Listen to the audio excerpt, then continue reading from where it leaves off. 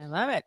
All right. Coach's corner. Anything you want to talk about with LAFC? I came home after a soccer game. I was exhausted. I made it through the first half, and next thing you know, when the second half came on, I was asleep by the 49th minute. Carmen let's see. I got Guzan, and Guzan. Yeah, that's what I heard. Carmen, tell us about Guzan. I mean, I loved it. And it was late, way past my bedtime. And honestly, at the beginning of the game, he made some questionable decisions coming out where I was like, oh, was that 39th minute? So Guzan comes in and he heads the ball. He's up in the box. He heads the ball and then just plows somebody. And I guess they caught it because he headed the ball first. Yeah. But he just plowed an innocent guy in our own box. It could have been a penalty. Well, if he headed the ball, there's no. I guess, but it was a rush of blood to the head, Mikey Dobbs. He had no reason to be out there. He did that at least twice where he came out and you're like, what are you? Like, it was slow enough. And you're like, what are you doing? I already love what I'm being told about right now. Though, that he headed the ball and then took somebody out. That's good goalkeeping right there. Well, it was. I mean, granted, a little nervous for a few seconds afterwards, but no goal was scored. Good. But then after those few bad decisions, the whole second half was just amazing. I think it was a record. Was it an MLS record for saves? It was Guzan's all-time record for saves. He had 9. He was having some flashbacks to Aston Villa. The commentator back when he was a punching bag. I love this. I love this this metaphor, by the way. And you're always on the commentator, so you got to give him credit for here. I can't remember. Was it Twellman?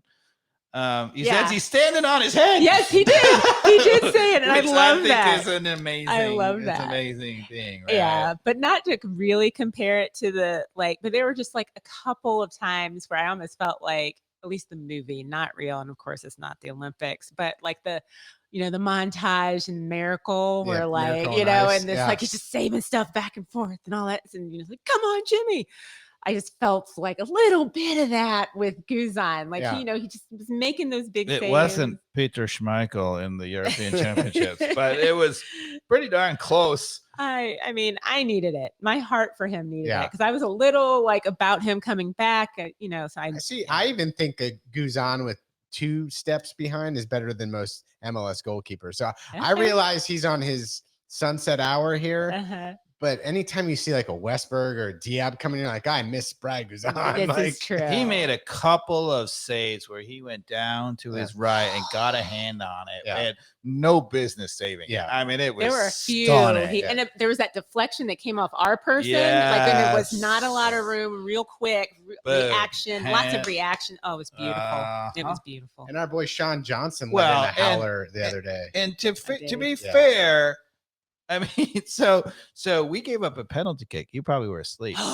We gave up a penalty kick in this game. So Parata, they bring on Vela, right? Yep. And Vela comes. It's the 69th minute, right? He came on, and he's a little bit in front of Parata, and Parata puts 2 hands on his shoulders. Now Parata didn't do nothing, but Vela felt 2 hands on his shoulders and just went down. Penalty kick. It was the softest penalty I've seen in a long time. Shouldn't have been a penalty. And the soccer gods know better. Yeah. Because then they get the penalty, right? So Vela comes up and takes the penalty, right? Yeah. Guzan saves it. Yes, he did. But no. This is MLS. It's a follow-up. So they say VAR, he was off the line. So Vela gets another chance, right? And he skies it over the top. Amazing. It was incredible. So he went over 2 on penalties, which is amazing. Yeah. But it was one of those things. But the thing in that game, I just felt like, as well as Guzan was playing, I just thought it was just watching people go at Gutman over and over and over again, cross the ball, hope for the best, or get it in the middle, hope for the best. And Guzan bailed us out. Was Gutman being pinched in or just getting beat on the outside? Both. He was pinched in and then diving out when he came out and getting beat.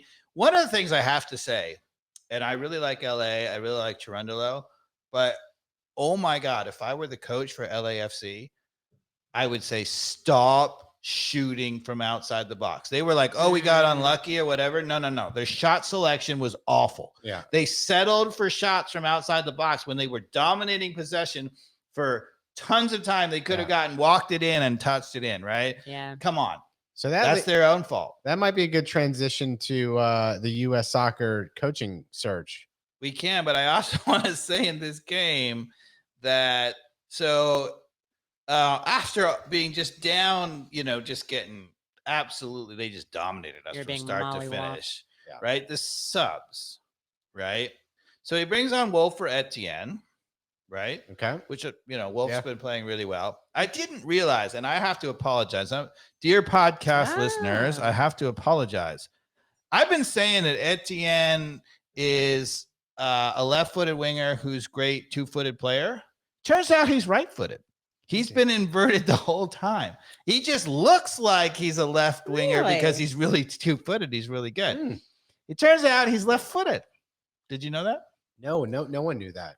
Wait, he's left-footed or right-footed? No, sorry, he's right-footed. Okay, sorry, left-footed. Everybody is assuming he's left-footed because he played left-footed at out left at the previous club. He's right-footed, people. Okay, that's what the commentators finally admitted to us. Wow.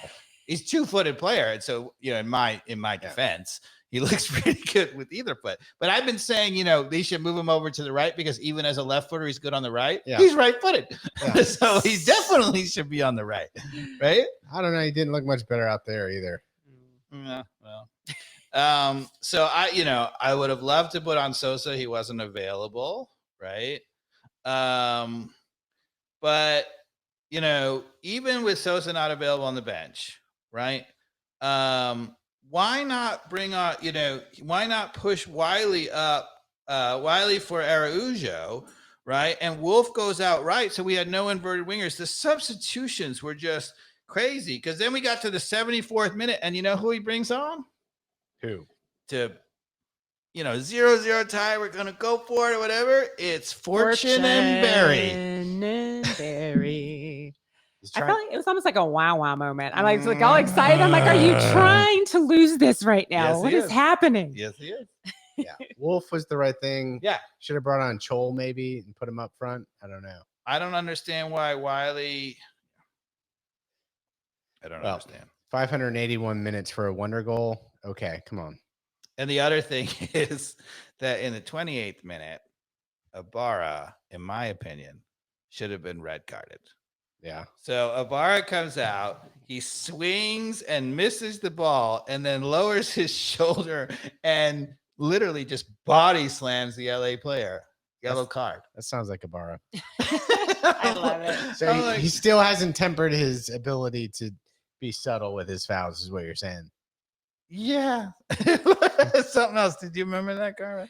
I might have to go back and watch this game because I watched. You don't want to watch it. I was sleepy watching the first half. If you go watch highlights, if you watch the game, fine. But if you watch the highlights, it's going to be one shot after another from LA. Yeah. It ain't going to be nothing for us. We did almost, as Elliot pointed out, we had a chance. I was just okay. Sorry. Go ahead. 82nd minute. Oh, an amazing run and cut back from Wiley. We had two chances actually, right? Cut back from Wiley, and you want to tell them? No, go ahead. Keep it going. Keep it rolling. So, Barry. That's all I gotta say. Where the hell was Barry? He's not even in the box. Where was Josh Wolf? He knows how to get in the, or Tyler Wolf. Yeah, we just missed the shot. And then was it this game? I can't remember. But Barry, there was two chances, and Barry gets a chance finally, and people like, oh, he came so close, right? He missed a sitter from 6-yard box. He missed the goal. I don't even remember that one. I remember 6 inches. Fortune missed one. Yeah, that was it was Fortune was the one that I was talking about. Okay. And I don't know, Barry wasn't even making a run in the box. Yeah. Wiley finally got to the end line in a 0-0 game. We got a fresh striker who just came on, Mikey Dobbs, in the 74th minute. And 8 minutes later, he's not making a run in the box. He was busy doing the dirty work. Yes, he was doing the dirty work. So it must have been against DC where Was it DC where Barry missed the sitter? I can't remember. I think it was. Oh, Did he God. get? Yeah. He missed an absolute sitter. I don't remember him missing a sitter during missed a DC. sitter. No. Was it? Okay. And people were like, "Oh, he's pretty good." Maybe there was even a couple. I don't know. They're all blurring together to me for now. But he's still a. But what I noticed on that player. play is he wasn't making a run in the box. 8 minutes into the game, he's on for 8 minutes. You know who knows how to find their way into the box is Tyler Wolff. Yeah, Tyler Wolff. He's a poacher's kind of. I don't know if y'all remember, but when I went out to the U.S. Open Cup and they finally played Tyler Wolff, and I came back and gave my report, I said Tyler Wolff looks to me like a guy who plays 20 minutes a game is going to get us a goal. Yeah, you remember? But hold on. Last year we were talking about Tyler Wolff because I think he was on loan somewhere. Okay. And Dave and I were talking. And I was like, I see a lot of upside still in Tyler Wolff. You did say that. And Dave did one of his humming and hawing, like I don't know, because he started last season. He was a starter, right? And he did nothing. I disagreed though because he didn't have production. Okay. But what I said about his performance last year when he got all those starts, is he had good movement. He was putting himself in dangerous situations. He was in the box. He was in places where stuff could happen. And he flubbed a bunch of opportunities. Okay. He did. Yeah. He missed some sitters. He missed some opportunities. But to me, I chalk that up to he's young. He needs more minutes. Like I want to see a little bit more of opportunity for him to prove that those are sitters that he can get over and then they turn into goals, and there's at least some hope of that with what we're seeing right now with not very many minutes at all. He looks like a super sub for us. Yeah. So he's quick, and you don't want to see, if you're a defender and you've been defending for 75 minutes or whatever, you don't want to see Tyler Wolff because he's quick and he moves. He's moving around a lot. You want to see Barry because you're like, he's still going to stand right next to me. And even if he does make a run, I'm still going to catch him because he's not fast. But you don't want to see Tyler Wolff, right?